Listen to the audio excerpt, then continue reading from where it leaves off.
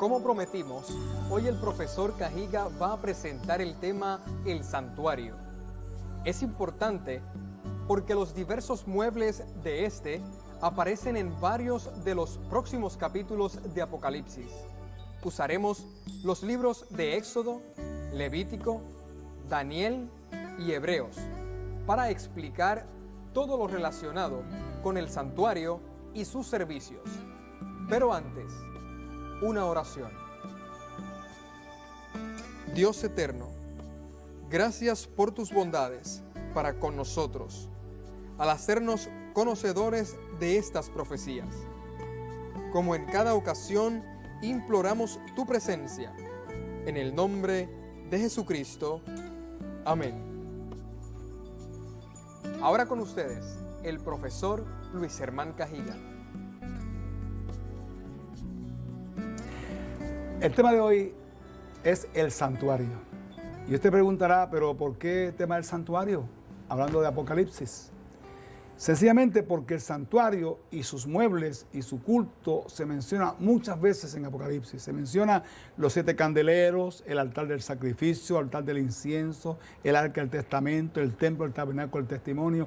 Es algo que se menciona continuamente en Apocalipsis. Por lo tanto, tiene una relación bien estrecha con este libro de profecía que es el Apocalipsis. Así que vamos a ver sobre el asunto del santuario.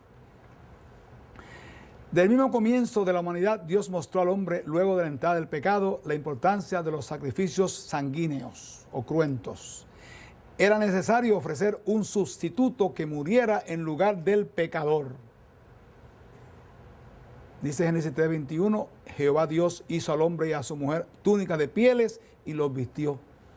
¿Pieles de qué? Pieles de cordero. ¿Por qué cordero? Porque ese cordero simboliza a Cristo.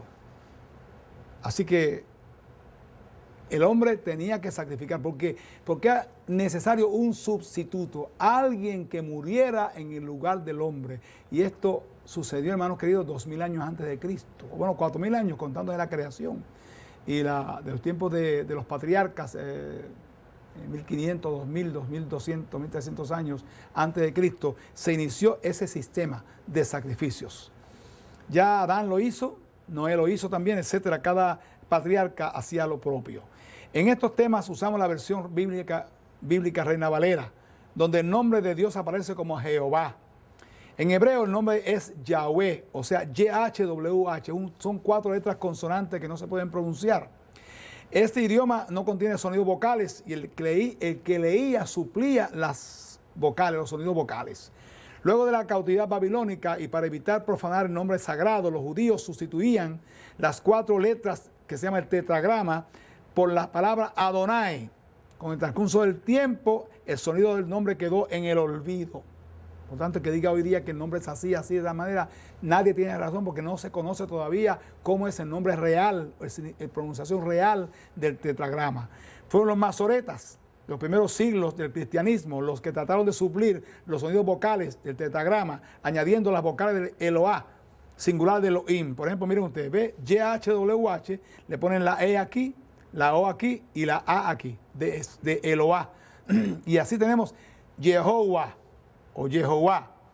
Al castellanizar la Y por J, la W por V y eliminar la H final, llegamos al nombre Jehová, que es el nombre más común que hay. Sin embargo, hoy día mucha gente cree que ese no puede ser el nombre. Hay muchos eruditos bíblicos que rechazan el nombre de Jehová y prefieren Yahweh o Yahvé, el que es más reconocido sobre todo en las versiones católicas de la Biblia. Hoy hay quienes han propuesto el nombre Yahohu. Lo importante es que sea cual sea, se le dé la debida reverencia al nombre sagrado de Dios. Solo en la eternidad sabremos el verdadero significado o pronunciación del nombre de Dios. Cuando Adán y Eva fueron vestidos de pieles, ese cordero sacrificado representa a Cristo. Las pieles significan la justicia de Cristo, que es el Cordero de Dios que quita los pecados del mundo. Así que Adán, naturalmente, al tener frente a sí ese animal y ser degollado, derramar su sangre, sabe que ese animal sustituye al hombre. Y 4000 años después viene Cristo a ser el Cordero de Dios que quita los pecados del mundo. Génesis 4, 4 y 5. Y aconteció andando el tiempo que Caín trajo del fruto de la tierra una ofrenda a Jehová. y Abel trajo también de su primogénito de sus ovejas y de su grosura. Y miró Jehová con agrado a Abel y a su ofrenda. ¿Por qué? Porque la ofrenda de Abel significa Cristo, el cordero sacrificado. Pero la ofrenda de Caín eran vegetales, eran frutas, eran cosas de la tierra, lo cual no tiene el mismo significado. Definitivamente no lo es. Génesis 8:20, edificó Noé un altar a Jehová y tomó de todo animal limpio y de toda ave limpio y ofreció holocausto en el altar. Así vemos cómo Noé, después del diluvio, viene entonces también, vuelve, o sea, se repiten los sacrificios. Holocausto significa ofrenda del todo quemada y era la forma de sacrificio más común entre los hebreos. En el santuario se quemaba un animal por la mañana y otro en la tarde, a la salida del sol y a la puesta del sol. Y los sábados 2 en la mañana y 2 en la tarde, significando justamente el sábado una doble ofrenda a Dios. Génesis 12:8, y Abraham pasó de allí a un monte oriente de Betel y extendió su tienda y edificó allí un altar a Jehová e invocó el nombre de Jehová. Así que Abraham es el mayor ejemplo, hacía altares donde quiera que iba. Había un recuerdo de él en los altares de piedra que él edificaba. Cada animal sacrificado bajo el antiguo pacto representa a Jesús, el Cordero de Dios que quita los pecados del mundo. Cada ser humano, al presentar un sacrificio, mostraba su fe en un Redentor futuro. 1 Juan 1:7, la sangre de Jesucristo nos limpia de todo pecado. Así que no tenemos que ir ya a sacrificar, a presentar animales delante de Dios. ¿Por qué? Pues ya Cristo lo hizo por nosotros. Se sacrificó por nosotros en la cruz del Calvario. Éxodo 25:8, me han de hacer un santuario y yo habitaré entre ellos. Ese santuario o ese tabernáculo es donde Dios se iba a manifestar a Moisés. Dice Éxodo 25:40, y mira y hazlos conforme a su modelo que te ha sido mostrado en el monte. O sea, Dios le mostró a Moisés el verdadero tabernáculo, el santuario del cielo, y Moisés hizo una copia en la tierra. Pablo dice por eso que una copia, un bosquejo de las cosas celestiales. Éxodo 31 nos muestra que Dios escogió los artífices del santuario. Bezaleel y Aholiab, a estos colmó Dios del Espíritu Santo para hacer lo que sería la habitación de Dios con su pueblo. El pueblo donó oro, plata, bronce, lino y otros materiales en abundancia para la construcción. El santuario se llamaba también tabernáculo porque era una tienda de campaña que lo cubría. Éxodo 30, versículo 1, harás también altar de madera de acacia de 5 codos de longitud y de 5 codos de anchura. Será cuadrado el altar y su altura de 3 codos. Este altar es el altar de los sacrificios. Entonces se hacían estos holocaustos y se recibían todos los sacrificios que los hijos de Israel hacían diariamente, se presentaban ahí en ese altar.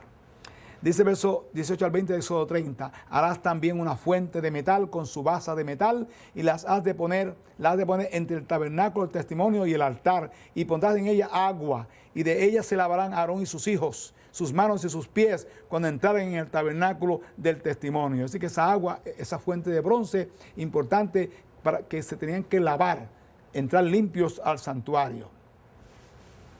Éxodo 25, 31 y 32. Harás además un candelero de oro puro, labrado a martillo, y saldrán 6 brazos de sus lados, 3 brazos del candelero de un lado suyo y 3 brazos del candelero del otro su lado. Ese es el tabernáculo. Harás también una mesa de madera de acacia y la cubrirás de oro puro y le has de hacer una cornisa de oro alrededor y pondrás sobre ella la mesa del pan de la proposición delante de mí continuamente.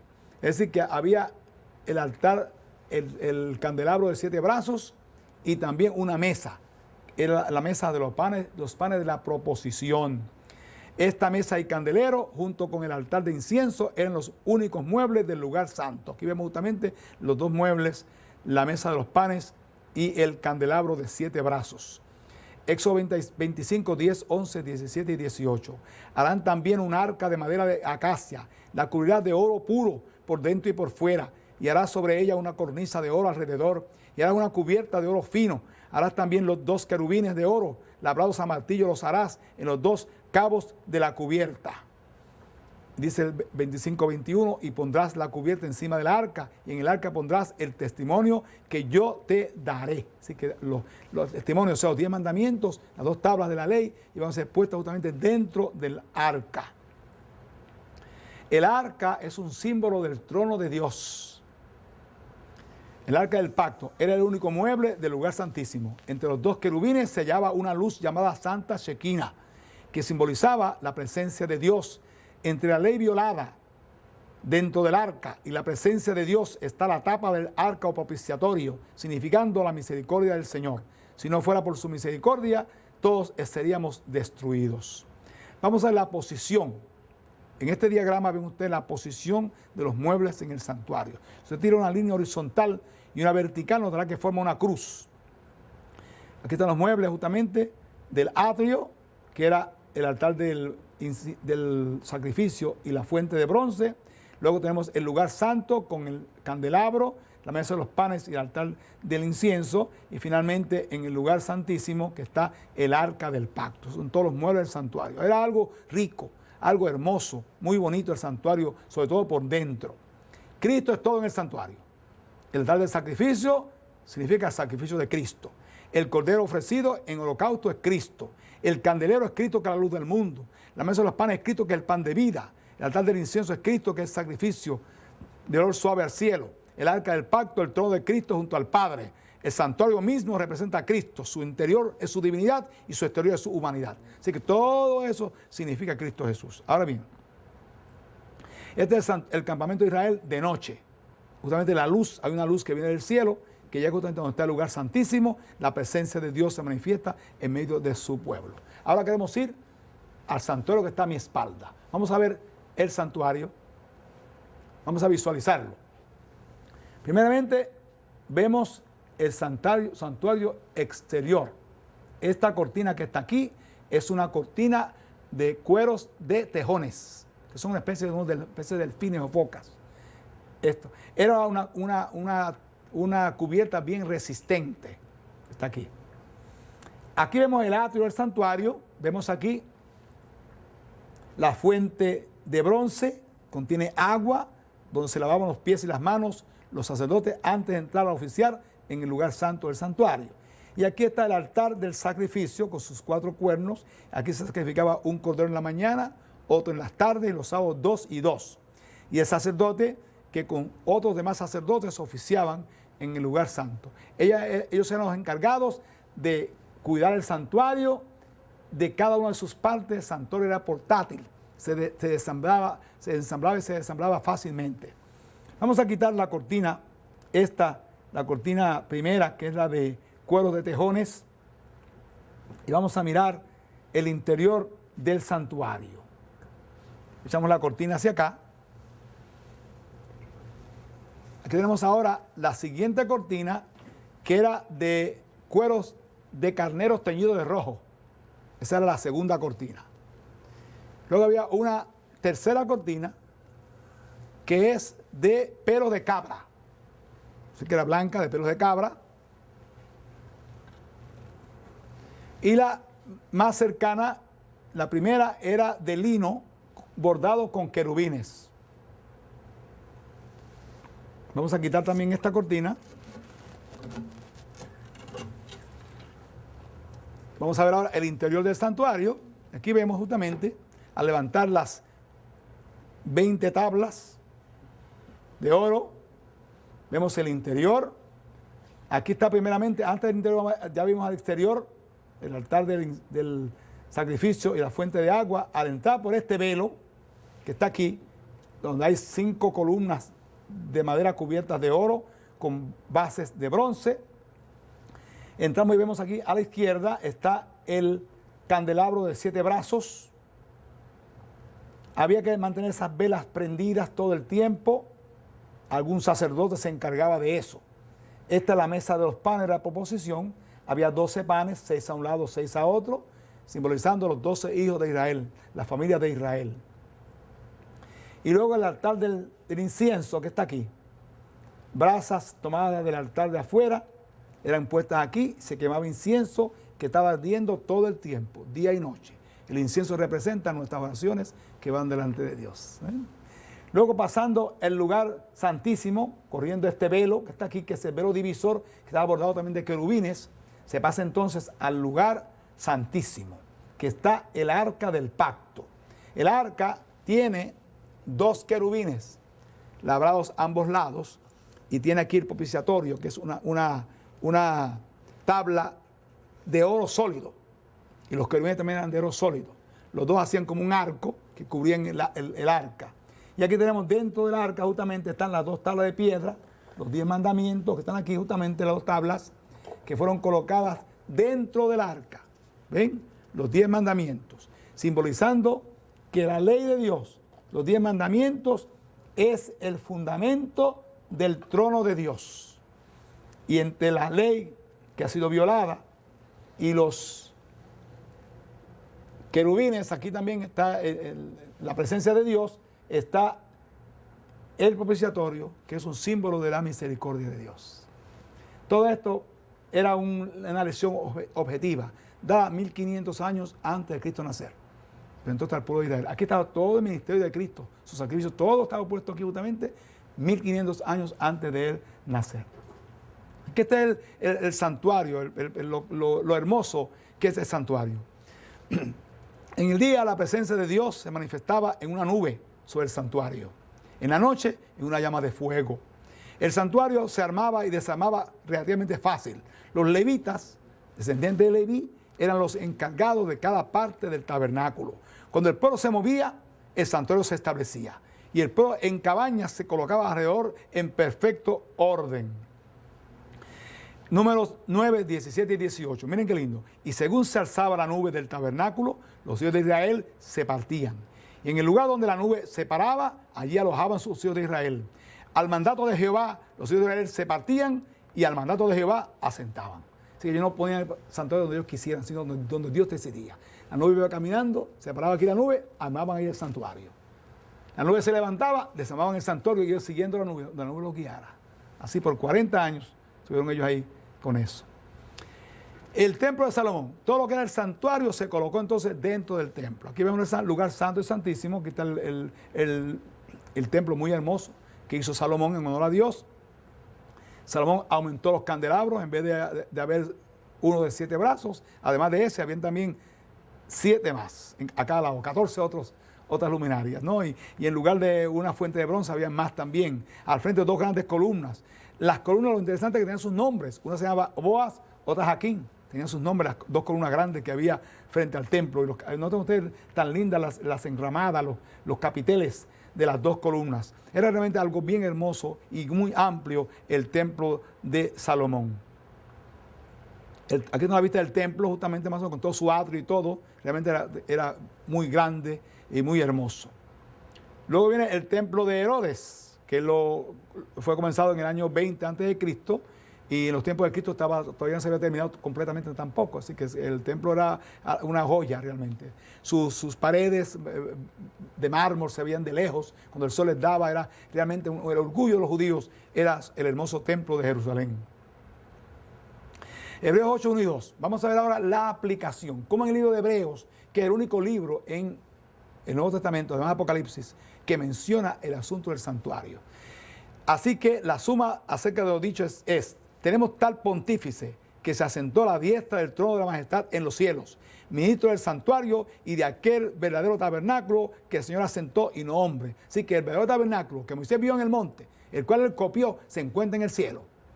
Y ese santuario, el único que podía ser sacerdote es Cristo Jesús. Una vez que él muere en la cruz y es sepultado, resucita, sube al cielo, se convierte en el sumo sacerdote del santuario celestial. Ahí está ministrando él por ti y por mí, en el santuario del cielo. Así que Jesucristo está justamente ahí, delante de la presencia de Dios, está justamente siendo nuestro gran sumo sacerdote, nuestro mediador entre Dios y nosotros, nuestro abogado. Son todos los títulos de Cristo Jesús. Hebreos 8:5, los cuales sirven de bosquejo y sombra de las cosas celestiales. Como hemos dicho ya eso, es un bosquejo y una sombra del santuario. Con todo lo hermoso que era, nunca se compara con el verdadero tabernáculo que está en el cielo, el verdadero santuario, donde Cristo ministra por nosotros. Hebreos 9, 6 y 7. Y estas cosas así ordenadas en el primer tabernáculo, siempre entraban los sacerdotes para hacer los oficios del culto. El primer tabernáculo es el lugar santo. Mas en el segundo, el lugar santísimo, solo el pontífice una vez en el año, no sin sangre. la cual ofrece por sí mismo y por los pecados de ignorancia del pueblo. Así que según vemos aquí en el santuario, aquí justamente, lugar santísimo, solamente podía entrar el sumo pontífice, o sea, sumo sacerdote, una vez al año. Tenía que ser antes un sacrificio por sí y su familia, y luego entraba entonces al lugar santísimo. Pero antes, es muy interesante la fiesta de Yom Kippur, los dos servicios del santuario, el continuo o servicio diario. Cada individuo traía un sacrificio, dependiendo de sus medios económicos. La sangre asperjada en el tabernáculo lo contaminaba. ¿Noten ustedes? Se traen las ofrendas, animales son muertos a salir a la fuera del real, acá donde está el santuario, el atrio, y la cortina del santuario era asperjada con la sangre de los animales, demostrando que el pecado pasaba de usted, de la persona, a la víctima y de la víctima al santuario. Y el santuario se iba contaminando así diariamente. El culto anual o día de expiación. Mediante un sacrificio especial, el sacerdote hacía la expiación del santuario, una vez al año, una vez cada año. El sumo sacerdote, diariamente, junto a sus otros sacerdotes, oficiaban en el atrio del lugar santo. En el día de expiación, solo él estaba autorizado por Dios a entrar en el lugar santísimo. ¿Saben ustedes que los sacerdotes tenían en el borde de sus trajes unas campanitas? Y cuando entraba al lugar santísimo, el pueblo afuera estaba orando y confesando sus pecados. Y sentían las campanitas sonando y sabían que él estaba vivo. Dice también otra tradición que lo amarraban, le ataban sus pies. Y si acaso algo pasaba, lo alaban. Lo sacaban arrastrados del lugar santísimo. Porque nadie podía entrar ahí, algo sagrado. Solamente el sumo pontífice podía entrar. Ahora bien, Levítico 16, 7 y 8. Después tomará los dos machos de cabrío y lo presentará delante de Jehová a la puerta del tabernáculo del testimonio. Y echará suertes, Aarón, sobre los dos machos de cabrío. La una suerte por Jehová, la otra suerte por Azazel. Recuerden ese nombre, Azazel. En otra palabra, ese día de la expiación, tenía el sacerdote que hacer un sacrificio especial por sí y su casa, primero. Y luego cogía dos machos cabríos, o sea, dos cabros, y los paraba a la puerta del tabernáculo, echaba suertes. ¿Por qué tenían que ser los dos sanos? No podían tener defecto, porque uno de ellos iba a ser escogido por Jehová, no sabía cuál era. No se sabe, así que había que echar